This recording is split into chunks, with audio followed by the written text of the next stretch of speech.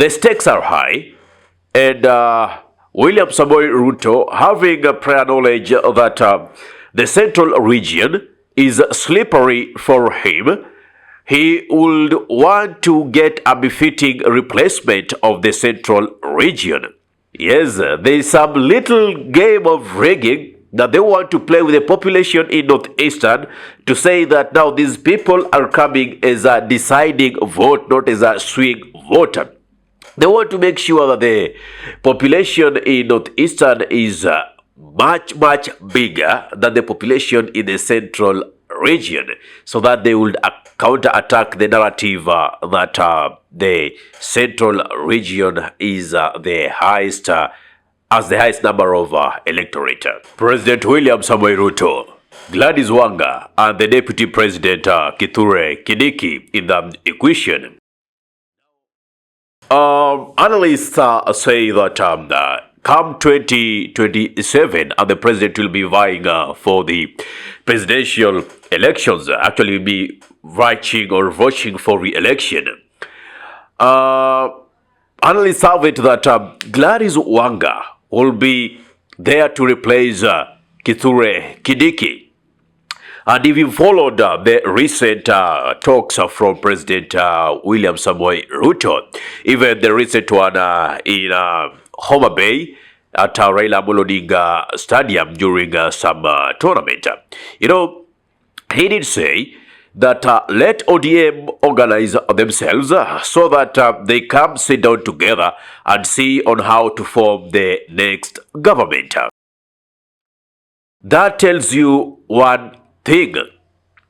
The stakes are high, and William Samoei Ruto, having prior knowledge that the central region is slippery for him, he would want to get a befitting replacement of the central region. Unfortunately, when you look at the numbers of persons who do vote in Luo Nyanza as compared to the central region, you'll realize that this is a game that the president is not able to win like he would have done with the central Kenya. Because we barely give Raila Amolo Odinga in Luo Nyanza 2 million votes. But in central region, it's over 3.5, go to 4, 5, 6, 7 million. You understand? That is why you listen to people like Musalia Mudavadi coming with the issues of referendum. Why? This referendum is to initiate the census that was nullified in 2019 about the population in the eastern region. Yeah. Now, right now, you cannot take that data. It will create a confusion. You understand? So, kuna ukarabati fulani. Yes, there is some little game of rigging that they want to play with the population in Northeastern to say that now these people are coming as a deciding vote, not as a swing voter. They want to make sure that the population in Northeastern is much bigger than the population in the central region, so that they would counter-attack the narrative that the central region is the highest as the highest number of electorate. Now, back to this fraction of Gladys Wanga. Why would President William Samoei Ruto, having prior knowledge that Nyanza does not give so much votes, or did it give so much votes to the later former Prime Minister Raila Amolo Odinga, yet he wants to pick one Gladys Wanga to represent that one? It will appeal to the women. 2, it will make the Luo Nyanza feel like one of their own is now in power. But again, people should not be blind to the fact that they have realized a deputy president could be impeached. So that will not hold much power. But firsthand, Ruto is playing with the aesthetics. His is just to get into power. His is just to get re-elected.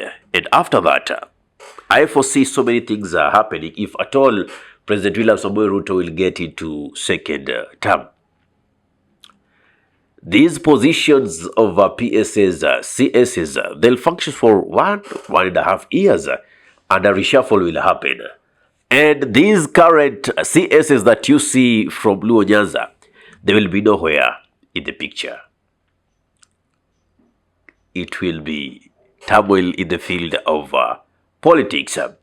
But if you ask me, if Gladys Wanga is the best suited person to deputize William Samoei Ruto, I'll say no, because there's an analysis I did about the votes, possible votes Gladys Wanga would get in Nyanza.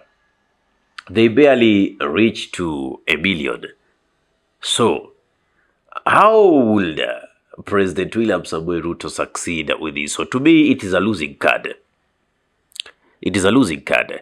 Again, dropping Kithure Kindiki would be a double-edged sword against the president, because again, by impeaching Gachagua, the community felt neglected, deceived, and taken for fools.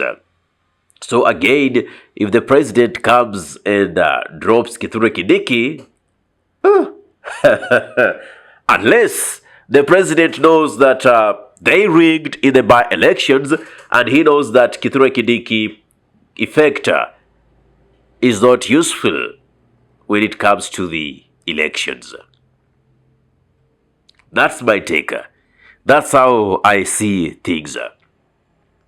I don't see Gladys Wanga much of a person who will help William Samoei Ruto to, garner presidency. Anyway, what's your take? What do you think about this? Let us just talk. Give me your thought in the comment section below. If you have a different thought from mine, welcome. If you have a different side of the criticism, like we check on the other side of the coin, well and good. But so far, 2 term, 1 term, we are all cooked. That is what I can tell you for free.